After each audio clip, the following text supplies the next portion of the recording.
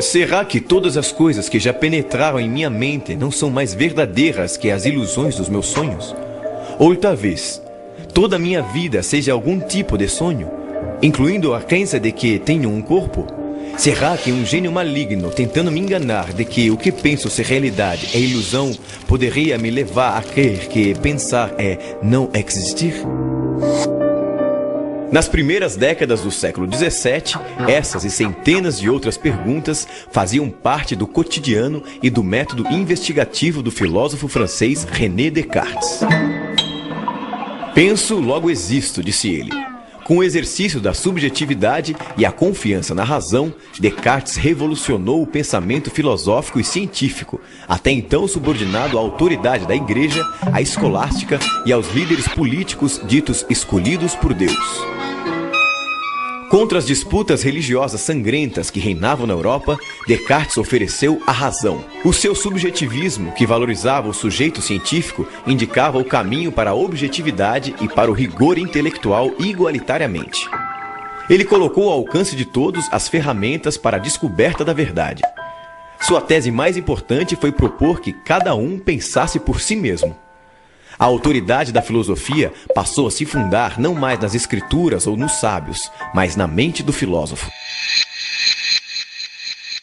Esse paradoxo da objetividade dentro da subjetividade, com a exigência da certeza e a isenção da dúvida para o êxito da investigação científica, inaugurou um novo estágio no pensamento filosófico, motivo pelo qual Descartes é considerado o pai da filosofia moderna. René Descartes, ou Renato Cartesius, como ele se assinava em latim, nasceu em 1596 na pequena La Haye, na França. De família aristocrática, órfão de mãe, estudou interno no colégio jesuíta La Flèche e formou-se em Direito. E acabou se alistando como voluntário militar na Guerra dos 30 Anos no exército de Maurício de Nassau. Morou na Holanda mais de 20 anos e faleceu em Estocolmo como mestre de filosofia da rainha Cristina da Suécia, pouco antes de completar 54 anos.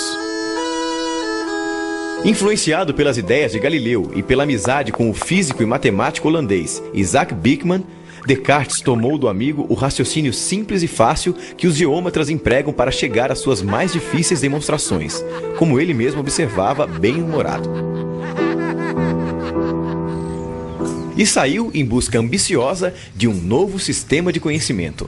Um método único que mensurasse todas as realidades observáveis no mundo físico, celeste ou terrestre. Ele queria explicar o mundo a partir da mecânica elementar das partículas, usando os princípios da figura, do tamanho, da posição e do movimento das partículas da matéria. Para ele, todas as coisas que caem sob o conhecimento humano estão interconectadas da mesma forma.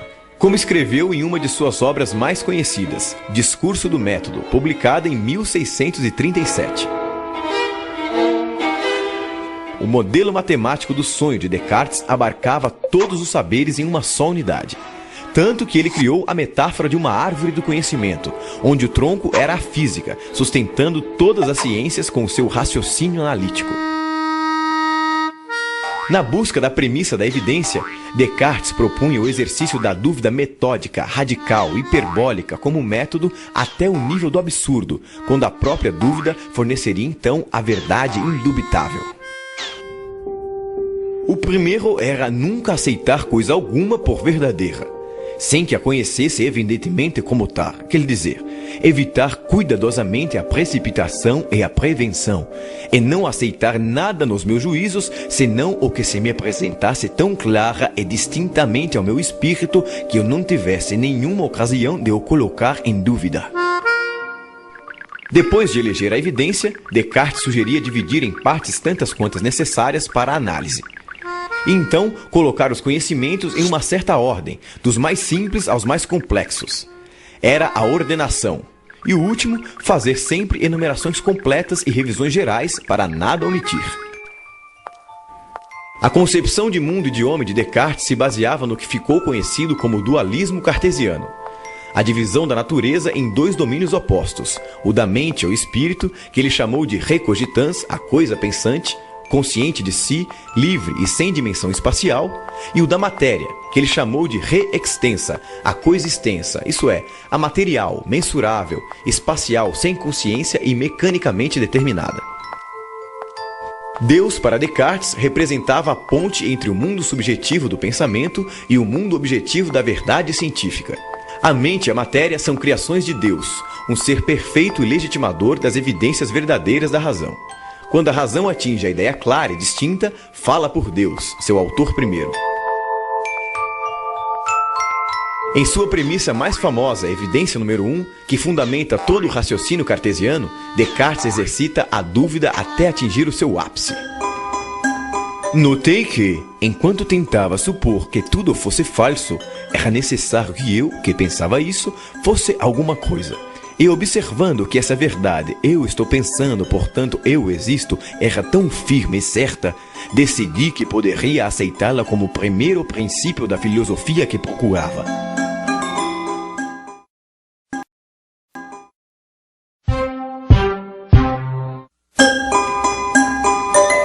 Jean-Jacques Rousseau nasceu em Genebra, na Suíça, em 1712. Aos 16 anos, tornou-se o protegido de Madame de Warren. Aos 30, mudou-se para Paris como professor de música. Colaborou com a famosa enciclopédia de Diderot e d'Alembert no Verbete Musica. E aos 38, conquistou o prêmio da Academia de Dijon com seu Discurso sobre as Ciências e as Artes. Publicou vários livros, entre eles O Contrato Social, que inspirou a Revolução Francesa, e Emílio, considerado uma das obras mais revolucionárias da moderna pedagogia por suas ideias radicais, que desagradavam tanto à Igreja quanto a outros filósofos, como Voltaire, por exemplo. Rousseau fugiu para a Inglaterra, abrigado por David Hume. Dedicou seus últimos tempos à autobiografia Confissões, falecendo aos 66 anos em Hermenonville, na França. A ti me dirijo, mãe amorosa e prudente, que soubeste te apartar da estrada trilhada.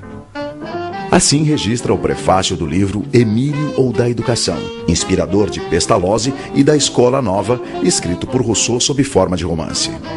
Emílio consiste em um tratado pedagógico que une política, educação e ética, orientando pais e mestres sobre como educar naturalmente o homem ideal. O jovem Emílio, filho de um homem rico, é educado por um preceptor no convívio com a natureza, protegido dos constrangimentos sociais. Com um pé no romantismo, outro no imaginário iluminista, o texto russoniano revela a crença na educação reformadora como ponte para as transformações sociais. Emílio é o representante da espécie humana em seu potencial de virtude, educado para viver bem consigo, com sua futura companheira Sofia e com os outros, em uma sociedade livre e democrática. Lançado em 1762, o livro tornou-se um paradigma da educação no século XVIII. Contrapunha-se a visão elitista da educação como privilégio, afirmando ser um direito de todos, e criticava a pedagogia jesuíta, rígida, punitiva, mera transmissora hierárquica de conhecimentos memorizados, que tratava as crianças como adultos em miniatura.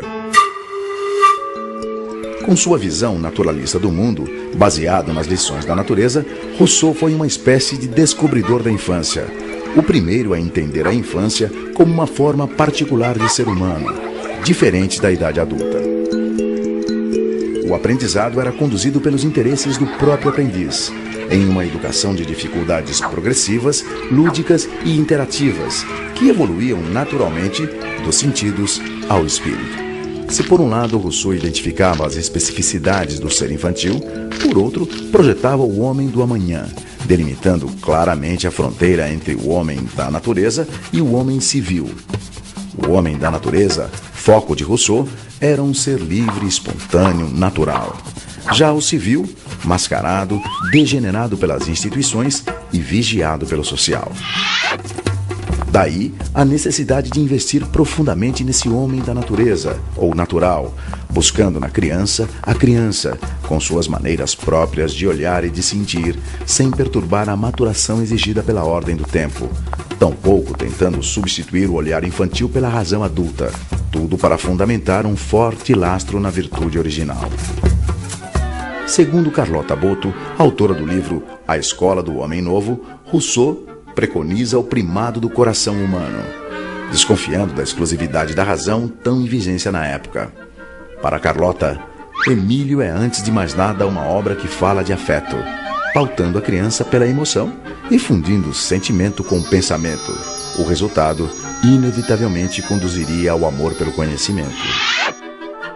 Rousseau explica: não se trata mais de ensinar-lhes as ciências, mas de dar-lhes o gosto para amá-las e os métodos para aprendê-las, quando esse gosto estiver suficientemente desenvolvido. Esse é com certeza um princípio fundamental de toda boa educação. A primeira frase do livro Emílio já revela as duas grandes premissas que moveram Rousseau. Tudo é bom quando sai das mãos do autor das coisas. Tudo degenera nas mãos do homem. Para Rousseau, o homem nasce bom, mas a sociedade, a vida cosmopolita, as instituições sociais, a civilização, enfim, o corrompem, mexendo, alterando, mutilando, tornando artificial tudo que é natural, sufocando a bondade do homem e manipulando a sua mente. Como evitar isso? Como formar um homem que conserve as suas virtudes, a sua liberdade, a sua autonomia, a sua compaixão com as desigualdades criadas pelo próprio homem? Segundo Rousseau, fortalecendo de tal maneira a sua formação na infância e na adolescência, que à medida que vai crescendo, se consolide nele um homem total, incorruptível, forte no físico, forte no espírito, no intelecto, na razão e no sentimento. Saindo de minhas mãos, ele não será, concordo, nem magistrado, nem soldado, nem padre. Será primeiramente um homem. Rousseau visava ensinar ao homem o seu estado de arte como homem, formando no jovem, como ele escreveu, o coração, o juízo e o espírito, ensinando ao aluno muito mais do que uma profissão. Que se destine meu aluno à carreira militar, à eclesiástica ou à advocacia, pouco me importa. Antes da vocação dos pais, a natureza chama-o para a vida humana. Viver é o ofício que lhe quero ensinar. E para usufruir da felicidade da vida, Rousseau dividiu a existência e o livro de Emílio em 5 fases: lactância, até 2 anos, infância, de 2 a 12, adolescência, de 12 a 15, mocidade, de 15 a 20 e o início da vida adulta, de 20 a 25. Dos 5 livros de Emílio, os 4 primeiros tratam da educação do menino e o último da menina Sofia. Rousseau considerava o período do nascimento até os 12 anos o mais delicado, já que nele é que tendem a surgir os desvios. É por isso que a educação, nesse momento, a chamada educação primeira, deveria ser negativa, isto é, não ensinar novos saberes, apenas manter, conservar, fortalecer as qualidades morais nascidas com a criança. Segundo Rousseau, a educação negativa consiste não em ensinar a virtude ou a verdade, mas em preservar o coração do vício e o espírito do erro. Nesse período, o mestre interfere o menos possível, muito mais estimulando bons sentimentos e o usufruto dos sentidos na busca da experiência do que se impondo positivo com novos ensinamentos acadêmicos, muito mais não fazendo que fazendo. Daí a expressão negativa. Para Rousseau, não se deve apresentar à criança ideias complexas e abstratas antes do desenvolvimento da razão, porque na infância, segundo ele, a razão dorme. Assim, a primeira etapa, quando a criança tem necessidades mais físicas, deve ser voltada a cuidar do corpo e do aperfeiçoamento dos sentidos, longe de punições. Tudo o que a criança aprende nessa primeira fase deve vir ludicamente do olhar, tocar, ouvir, sentir, provar. Exercer os sentidos, diz Rousseau. Não é somente fazer uso deles. É aprender a bem julgar por eles. É aprender, por assim dizer, a sentir. Para Rousseau, aprende-se na vida com 3 mestres: com a natureza, com as coisas e com as pessoas. Só no início da adolescência, quando a razão começa a surgir, é que as pessoas, e não mais apenas a natureza e as coisas, passam a ter importância no processo educativo. Só então os livros e as operações abstratas são apreciados. E Emílio, enfim, pode vir a se completar como adulto e homem total da utopia de Rousseau.